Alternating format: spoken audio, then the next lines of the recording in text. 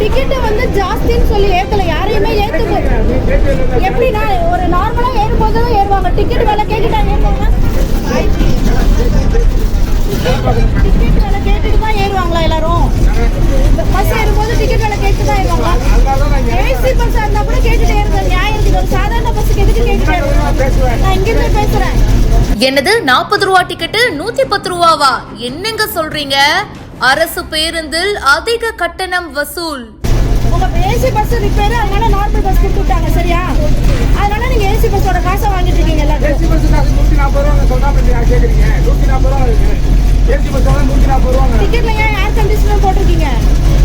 அந்த வண்டியோட அப்ப பஸ் வரும்போது டிக்கெட் மாத்தி தானே எடுத்துட்டு வரணும். நீங்க இந்த மிஷினை ஏன் தூக்கிட்டு வந்தீங்க? தெரியாம கொண்டு வந்து கொடுத்தாங்க. அப்ப நான் தான் முட்டாளா? மழுப்பிய ஓட்டுநர் பாயிண்ட பிடிச்சு கரெக்டா கேட்ட பெண் பயணி. எப்படின்னா நீங்க இந்த பதில் சொல்ல தெரியாம எப்படின்னா கொண்டு வருவீங்க இந்த மிஷினை? உங்க ஆபீஸ்ல தான் கொடுத்து விட்டாங்க, அதனால நீங்க எடுத்துட்டு வந்தீங்களா? ஓட்டுநரிடம் வாக்குவாதத்தில் ஈடுபட்ட பெண் வீடியோ சமூக வலைத்தளங்களில் வைரல். டிக்கெட் வந்து ஜாஸ்தின்னு சொல்லி ஏத்தல, யாரையுமே ஏத்துக்கு. எப்படின்னா ஒரு நார்மலா ஏறும்போது தான் ஏறுவாங்க. டிக்கெட் விலை கேட்டுட்டா ஏறுவாங்க. கோவையில இருந்து திருச்சி போற அரசு பேருந்துல அதிக கட்டணம் வசூலிச்சதுனால பயணிகள் அதிர்ச்சி அடைஞ்சிருக்காங்க. சிங்காநல்லூர் பஸ் ஸ்டாண்ட்ல இருந்து திருச்சி நோக்கி போன அரசு பேருந்துல தான் இந்த சம்பவம் நடந்திருக்கு. இந்த பஸ்ல 110 ரூபாய் வசூலிக்கப்பட்டதுனால பயணிகள் ஷாக் ஆயிருக்காங்க. ஏங்க என்னங்க இது அநியாயமா இருக்கு? வழக்கமா 40 ரூபாய் தான் டிக்கெட் வாங்குவீங்க, இப்போ என்ன 110 ரூபாய் வாங்குறீங்க?